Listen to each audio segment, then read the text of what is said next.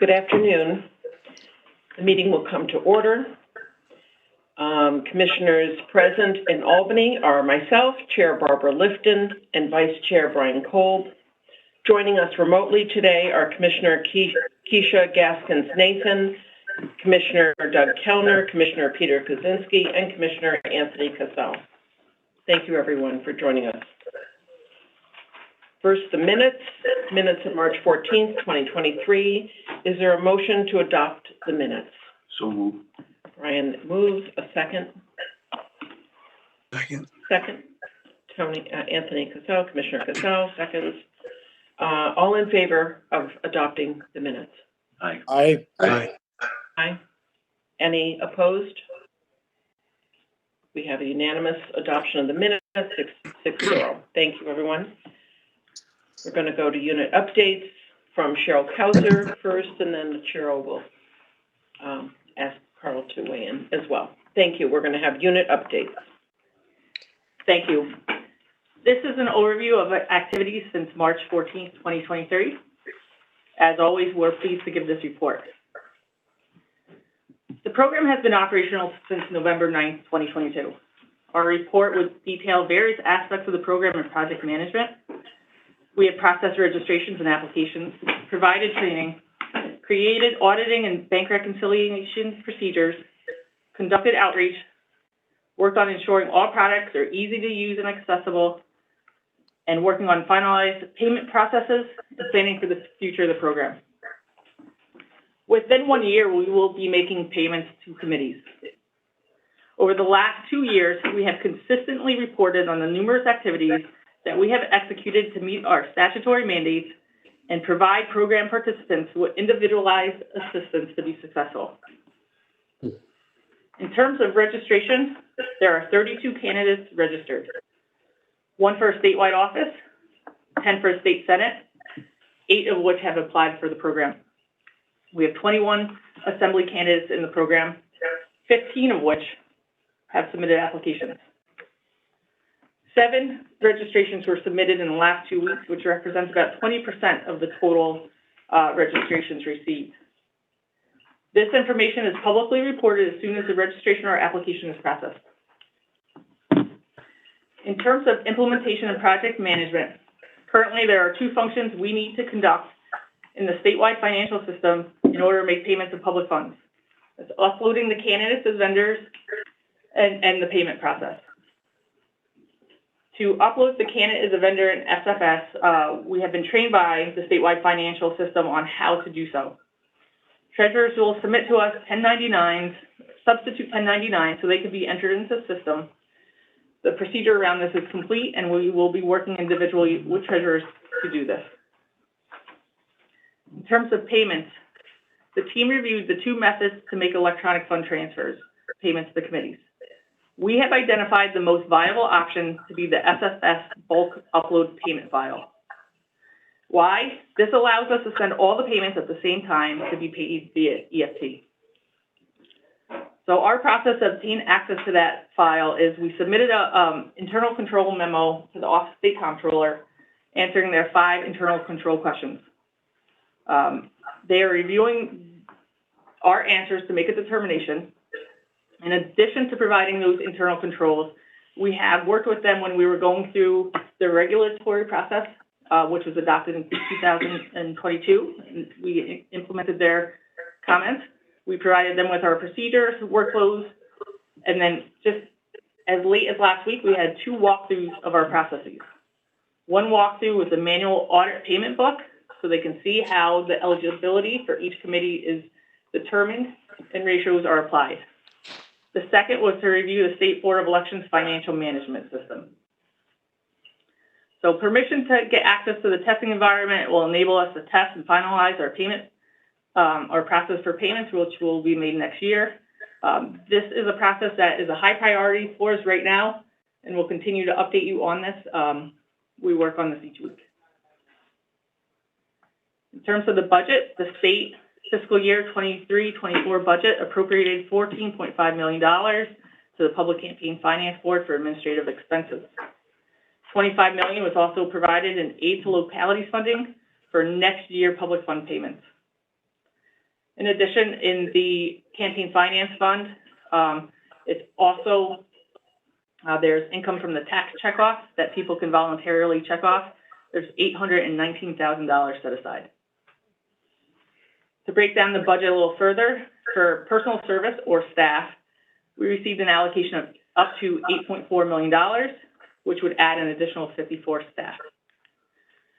This increase was planned before last year's budget request, as the public canteen finance program has been ramping up incrementally. And Carl and I will work on continuing a thoughtful incremental staffing plan for the next 2 years based off of metrics on program participants. For non-personal service or contractual services, we received $6.1 million. This is for project management, procurement, media canteens, and vendors such as accessibility. This is a good segue into our staffing. Currently, we have 39 staff of 64. We have 25 vacancies. These are intentional as we have had an onboarding plan and we are looking at the work we have in front of us and where we need to go and build as we hire staff. Again, that was created in June of 2021, and the new 54 positions in the budget will enable us to enhance subunits to create career promotional opportunities as the program matures, and also gives us flexibility to increase staff proportional participation. And that's across the board from enforcement to auditors to liaisons and such. And the increase in staff also segues nicely into space planning. Carl and I requested a meeting about phase 2 of space planning so we can obtain space for the additional 54 employees. And in addition to space for the employees, other additional space needs that we have, conference rooms and support services that we need to be successful. While we had raised awareness of the increasing size of this program, the Office of General Service planning could not happen until the staff increase was actually enacted into law. So we had that call after the budget was enacted, and this is where we stand right now on space planning. The current space, the 5th floor, will be renovated starting in July. We have a meeting tomorrow, the initial job meeting with the vendor, and they will give us a timeline on what the renovation looks like. We will share that after we receive it. On Friday, we have an additional meeting with the Office of General Services.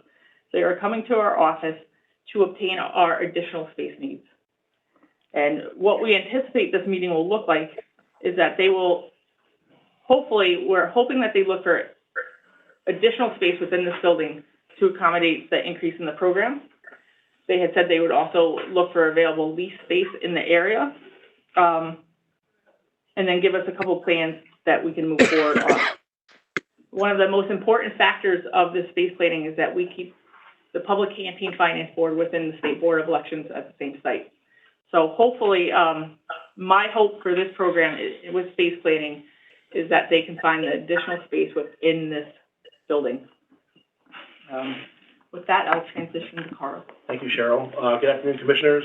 I'm going to continue on with outreach. The PCFB staff has been working steadfast on getting information out about the PCFB program. Staff has reached out to the registered committees to make them aware of the new treasurer training that is now available. The dates for that training is available online on our website at pcfb.ny.gov.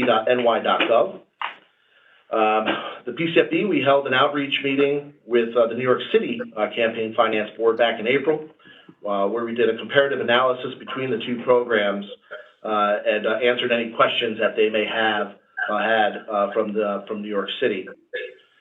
We received our copies of the printed handbook. Those have been mailed to all of the registered committees currently in the program, and an electronic version can also be found on our website as well. Our training team, along with PIO, has continually edited the website to reflect the most up-to-date information regarding available to training schedules, publications, and program information. We currently maintain a presence on several social media platforms to communicate any new announcements and information with the public. We're looking at Facebook, Instagram, and Twitter as those platforms that are currently being utilized. We recently published a newsletter, which publishes and interested parties can sign up on our website to receive that newsletter. Offers information about the program. PCFB staff presented to the Hofstra Law School on request to further promote awareness and understanding of the public campaign finance program. The presentation covered relevant case law, statutes, regulations, and there was time for Q&A at the end.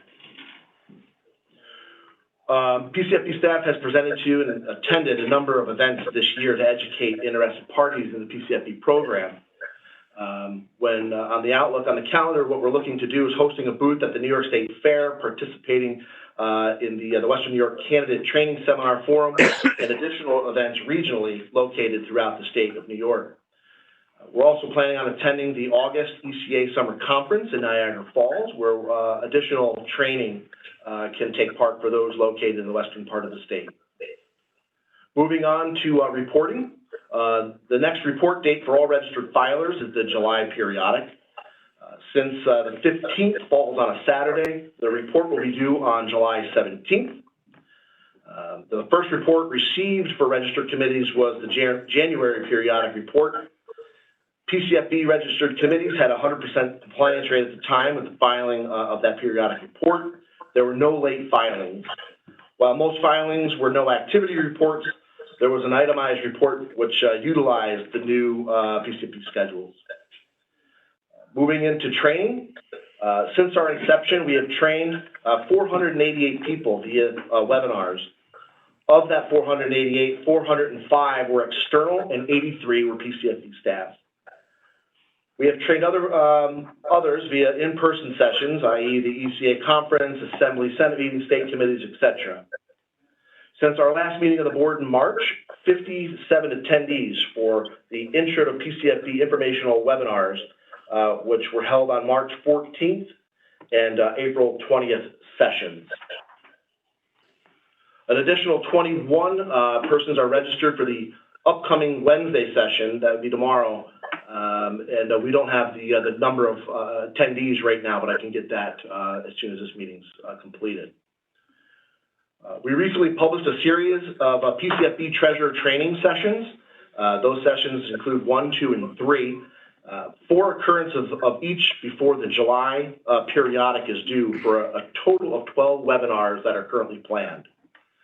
The first webinar for our Treasurer training is session 1, which will happen on Friday the 19th, and we already have 19 registered for that training. Excuse me. For all 4 dates of session 1, there are a total of 27 total registrants. For all 4 dates of session 2, there are 21, and for all 4 days for session 3, there are 21. When we put these trainings on, each event normally gets approximately 85% participation from the total registrations, which is pretty good. Moving into enforcement, our PCFB, our attorneys have been drafting related forms and notices to be used as part of the program. We continue to work on drafting business rules and procedures, including those related to processing failures to file by participating candidates and their committees. We're also working on drafting proposed settlement framework for fines, etc. PCFB will have staff training Friday to go over the staff PCFB confidentiality policy. Moving on to our software program management. As you're aware, we had an RFP out there for the new system software application that will automate auditing and payment for PCFB. Will update financial management, candidate management, and case management, political calendars, electronic filings, all in one usable platform. The RFPs went out. We received four bids back. A team of 5 evaluators from different business units, along with the team of advisors from each unit and NISTEC, reviewed the bids and took part in vendor demonstrations back last month in April. We expect a bid award could be announced as early as this week about who that vendor will be. Once that bid award is presented, the next step will be the contractual negotiations between OGS and the actual vendor, whereas we're kind of a step out of that process. While the new software procurement is ongoing, we implemented a manual intake audit and payment system utilizing existing systems coupled with SharePoint and CSV files. The manual solution is operational for intake and audit and is in the testing process for payments. We're currently in the restricted contact period, so I just want to make the commissioners aware of that if you're contacted by any one of those vendors, there should not be any conversation around it. With that, I turn it over to you, Commissioner. Thank you, Director Bauman and Co-Director Cheryl Kauser. So thank you for those updates. Obviously, there's a lot of interest in this program, a lot of participation happening. That's wonderful to see. Is there any discussion or questions from other commissioners? I have one comment on Commissioner Kellner. Has there been a cost-benefit analysis in terms of participating in the state fair? I know this was an issue that the Board of Elections considered, that for many years the state board participated in the state fair, but then with budget cuts, I believe around 2008, that a decision was made that there just wasn't sufficient benefit to justify the continuing cost. And I'm just wondering what the thinking is, because it seems to me that there would be even less benefit because the campaign finance program really doesn't directly face the public. It deals with candidates. So I'm just wondering how much is that cost, and is it really worthwhile? It's a good question. Yes, it is. We reached out to the state fair to get information on around the parameters of what would the cost be. It's open for 2 weeks. Could we get a booth for a smaller period of time, and what different options there are. We're actually waiting for that information to come back, so there hasn't been a decision to actually staff a booth at the state fair. When we get that data, we would look at to see if it would be worth the time, both sending staff out and the cost of the fair to versus what kind of outreach we have had. We did have one media campaign, and we were looking at doing more in media, but the media was on social media and wasn't really in print media. So we're trying to look at different ways that we can reach different people who use technology and who don't use technology to really get across the state, to make an awareness of people who might want to run for office next year that there is this program that can help them. Commissioner Kellner, we could also couple that with activities of the state board, voter registration and the like. That would seem to have more of a public face. Might be some benefit by participating at the fair. It's also important to realize that we're also trying to reach out to new people, other people, the public, who might not otherwise have thought of running.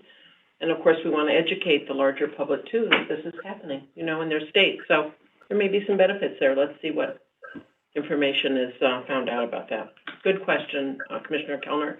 Any other comments or questions? Yes, I had a couple. I guess they're questions. Thank you. I guess they're questions and also comments. It seems to me that from the reports from our two co-executive directors or program directors, that the two obstacles that we seem to be facing with a successful program next year are, number one, getting a vendor on board in a timely fashion so that they'll be available to us come next year.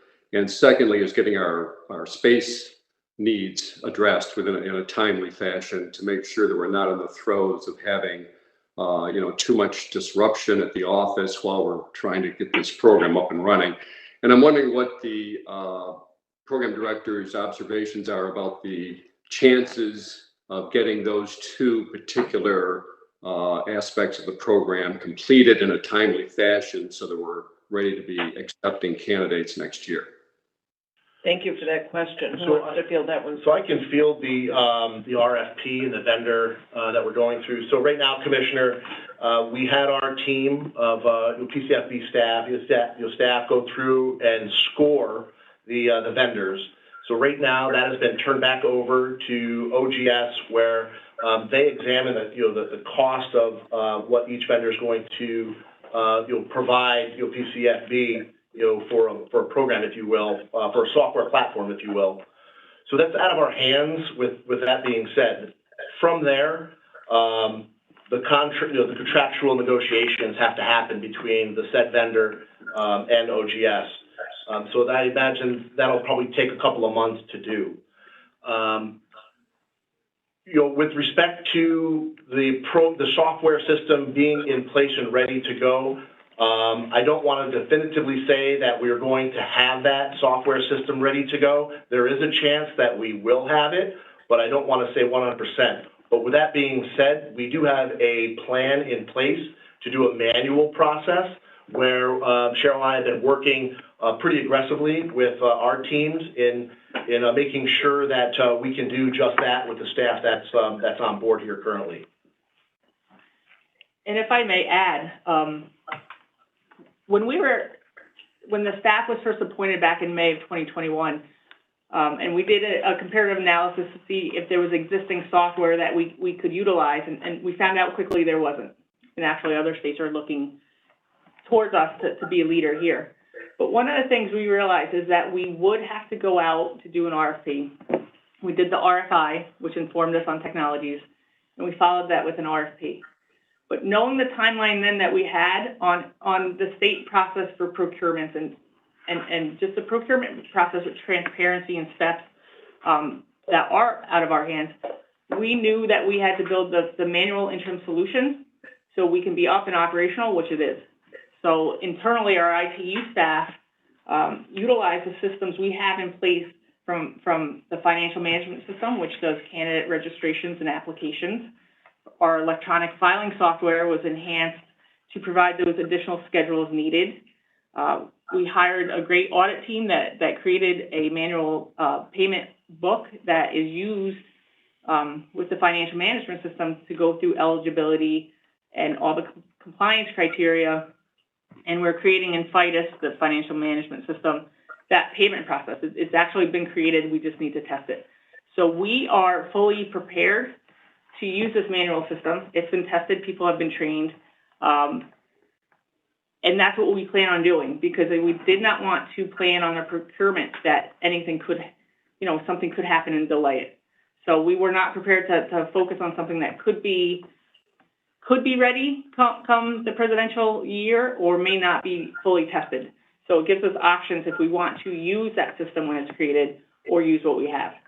So we're positioned really well right now that if there is the new software in place and tested, we can use it, but we have a process in place in case it's not ready. And then there's the issue of space and whether that's going to be ready. Yeah, so tomorrow we have the meeting and we've been asking for a timeline on the renovations, and we expect to have that tomorrow for space. I can't give you the date when space will be complete by today. It looks from the Office of General Services mentioned that it was in 2024, but they didn't have a vendor on board. We have the vendor meeting tomorrow, and they can give us a specific timeline, and that's really what we need. In the meantime, we do have lean space that has been provided to us. We will have 30 spots on the first floor. We have an existing 12 spots on the third floor, which is our audit team. And this floor is to be renovated, I believe, and they'll tell us tomorrow, in 2 phases. Phase 1 would be back in perhaps around November, and then phase 2 would be in 2024. And for the Public Campaign Finance Board, we need to be situated way before the payments are made. And a larger goal is to have it completed before ballot access for the presidential for the state board. Peter? No, I just wanted to know if you guys were confident that these 2 obstacles, which I think exist to the program, can be overcome. And from what you're telling me, you appear to be comfortable that we're in a place now that, those 2 will be not something that will impede our progress. So that's great. That's great. I was just I think with the concerned that not software- getting the vendor on board in time or not getting the space completed on time would be, really an obstacle to us next year, because I know you're going to have plenty on your plate and it's going to be a very busy year. So that's all. I just wanted to bring it up, and I appreciate your response. I would have thought last year the software would have been the bigger obstacle, and right now we're looking closely at the metrics of participants to have enough auditors, but I view space as the larger challenge. Do you feel you're getting the cooperation that we need from OGS to get these two things in place? I believe when we reached out Carl and I reached out, and we have raised this and before the state board for a while about the growth of the program. And they had been consistent in that until it's enacted in a budget and the number is real, and that is the direction of the policy, that the space can't be allocated. We called out right after the budget was enacted, and they had a lot of people within OGS management on that call, and they set up a meeting for this Friday. So I'm hopeful, and we're going to push, though. We're going to push and try to get this done as soon as possible, because we do need the space, and we have been talking about it for a while. But we will continue to work with Office of General Services to come up with the best solution.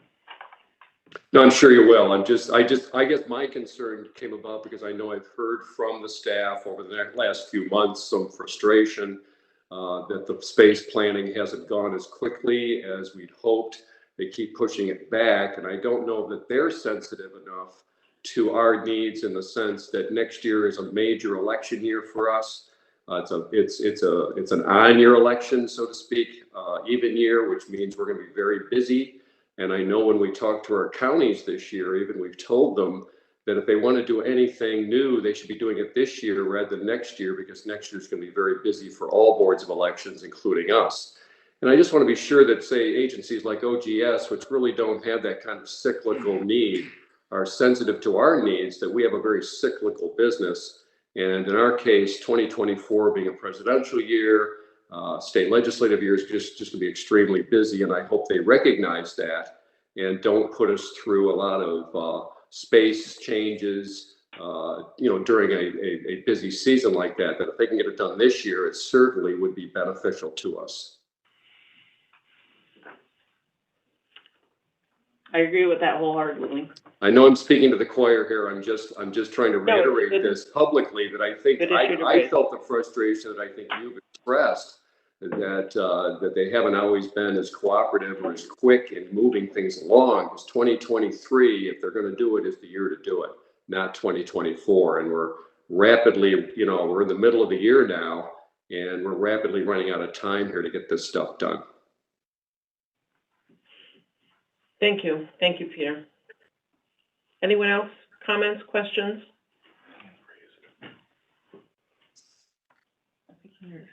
Oh, we got someone. Is it Commissioner Gaskins-Nathan? Yes. It is. Sorry, I can't see people in that group very well. Great. Yeah. Commissioner? I just had a follow-up to the state fair. I think is an interesting idea. I obviously don't know enough about it to know whether or not there's a cost issue, but hoping that as we do various kinds of public outreach, recognizing that the program is mostly campaign facing, but the public outreach also really consider some of the diversity questions, and really being sure that as we have outreach strategies, it's that we're doing it in a way that actually allows us to connect, I think, with diverse populations all over the state as well, and thinking about how the program will show up in those kinds of ways. So I just wanted to flag that as we think about doing outreach over the next. Very good. Very good point, and very important point. Something to really focus on. Reaching out to various groups, and maybe we can have more conversation about that with you and with other people in here at the table. What do we got here? Mr. Cassell, Commissioner Cassell. No? No. I'm sorry, I thought I saw. Kristen. Oh, Kristen. Sorry, I'm not seeing the right. Sorry.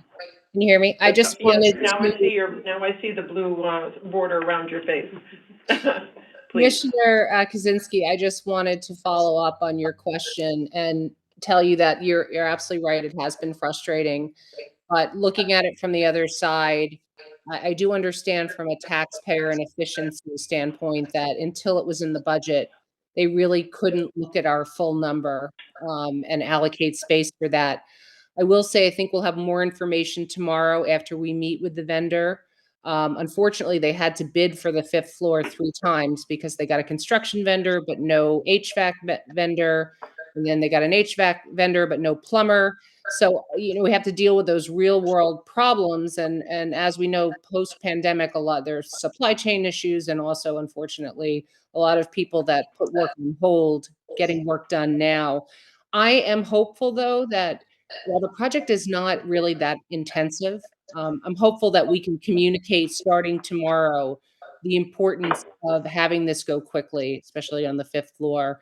And I'm hopeful that it will be perhaps done in a faster and more efficiently than we expect at this point. But we did reiterate your concerns and the other commissioners' concerns that we all want to stay together, and we will do whatever we have to do to make 2024 work. We do have swing space on the first floor if we have to. We have intake for petitions. We have another room that is locked down there that we could do a double locking system on. So we will make sure that it is seamless to the public. But we actually appreciate your support, and I do feel very hopeful that we're moving in a good direction. Also, Carl, as he spoke on the RFP, as you know, with OVR, we did have some complications with that vendor, mainly because they had code issues that they had to get from another entity. So I don't think it will be as complicated. We had some great presentations from the vendors, and I think that we're very confident with the vendors remaining that any of the 3 would be a good choice. One of them was actually was probably not going to go forward because they weren't responsive. So we're down to 3. I think we are in a good space, and I'm hopeful that it will be earlier than the anticipated August. But regardless, we are on track for what we expected. And as Carl and Cheryl and the entire staff, as you all know, have been doing a phenomenal job and are ready for moving forward manually until we have that software. So I'm really proud of them and the entire staff and the program for the work we've done. Thank you. Thank you, Commissioner. Any other comments or questions? Yeah, I just had one other observation, and I don't mean to Peter? be taking up too much time, but No. speaking of public outreach, I was reading an article, I'll just read it to you this morning, that I was reading about the program, and it was on the New York State of Politics website. And I just wanted to quote this. I wanted to see if I was misunderstanding something. It says a candidate who has applied for the program must reach fundraising targets and stay within certain expenditure limits. I'm not aware that we have an expenditure limit attached to this program, and I'm wondering, is that true? We do not have an expenditure limit attached to the program. Okay, well, I guess I'm just pointing this out with our public outreach. This particular article has quotes from the Brennan Center throughout it, and I don't know where that misinformation comes from then, that there's an expenditure limit attached to the program, but I would just, bring that to your attention that when we're doing our public outreach, I just want to make sure the correct information is getting out there. Thank you for raising that. And we have done that in the past. We'll see an article and they comment and we go back to the reporter and cite them the proper information. But the New York State Public Campaign Finance Program does not have a spending cap on it. The New York City Public Campaign Finance Program does. The commission decided against the cap in New York State when they were deliberating intentionally because of the impact of independent expenditure committees, and that would enable the committees in our program to raise locally to counteract any impact from independent expenditure committees. So we'll reach out to that reporter and give them some background information. Great, that's great. Thank you, Peter. That was a very useful comment. I hope none of us feel constrained that we shouldn't have important discussions here and raise questions questions that need to be raised and answer all our questions. So any public or reporters tuning in also get that information. So thank you. I noticed a piece on the local news last night. The Spectrum Brennan Center woman was on there talking about it with Nick Reisman, I think. Okay, anything else? Are we wrapping up here? Okay, thank you all very much. There's no old business, there is no new business today, and there's no need for an executive session. For the next meeting, we will work with all the commissioners to set a date and time. Thank you all very much. Thank you. Meeting is adjourned. Motion to adjourn. Thank you. So moved. Brian moves. Second. Second. Second from Peter. All in favor of adjourning this meeting? Aye. Any opposed? The meeting is adjourned. Thank you all very much. Thank you. Good afternoon. Can't adjourn all by myself.